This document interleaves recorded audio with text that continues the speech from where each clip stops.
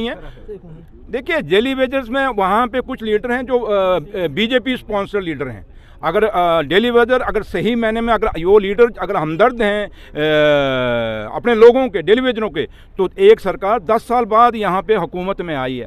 तो अगर आप में से कोई होता तो आप भी तो कमेटी बनाते हैं यार। घर में भी अगर कोई आप फंक्शन करते हैं, क्या पिछला अगर कोई घर में शादी करते हैं तो उसी के बुनियाद पर दूसरा मीनू बना देते हैं क्या? इसलिए नई सरकार बनी है और नई सरकार ने अपना देखना है कितने डेली वेजर हैं, क्या है, कमेटी बनाई है। इसलिए जो जहाँ तक ताल्लुक है, कुछ लोग हैं जो मुलाजम हैं, आज भी किसी पार्टी के डायरेक्शन या डिक्टेशन में चल रहे हैं, उनके खिलाफ सख्त कार्रवाई होगी, उनको बख्शा नहीं जाएगा। मुलाजम नौकरी करेगा, वो सियासत नहीं करेगा। जिसने सियासत करनी है नौकरी छोड़े, आके पॉलिटिक्स में आ जाए। Thank you. होम मिनिस्टर साहब हिंदुस्तान के होम मिनिस्टर हैं और उन्होंने अगर कुछ कहा है तो किसी रिपोर्ट पे कहा हो, किसी फैक्ट्स पे बात कही होगी।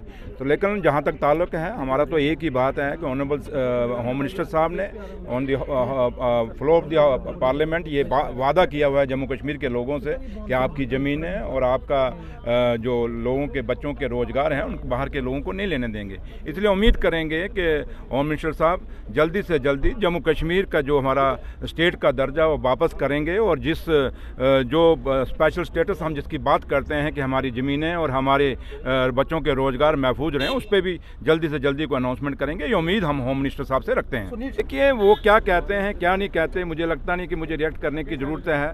जम्मू कश्मीर के लोग देख रहे हैं और ख़ास करके जम्मू के लोग देख रहे हैं कि बीजेपी के लोग हाउस के अंदर क्या कर रहे हैं।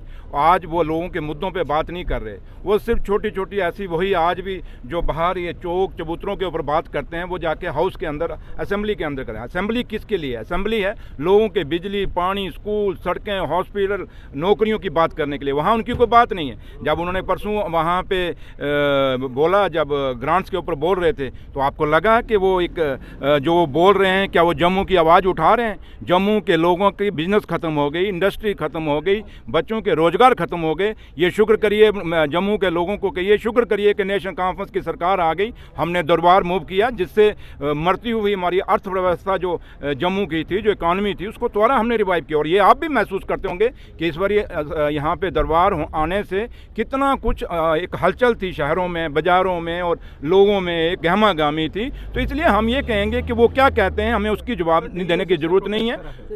देखिए, डेली वेजर्स में वहाँ पे कुछ लीडर हैं जो बीजेपी स्पॉन्सर लीडर हैं।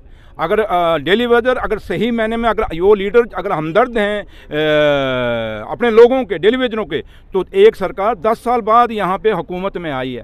तो अगर आप में से कोई होता तो आप भी तो कमेटी बनाते हैं यार। घर में भी अगर कोई आप फंक्शन करते हैं, क्या पिछला अगर कोई घर में शादी करते हैं तो उसी के बुनियाद पर दूसरा मीनू बना देते हैं क्या?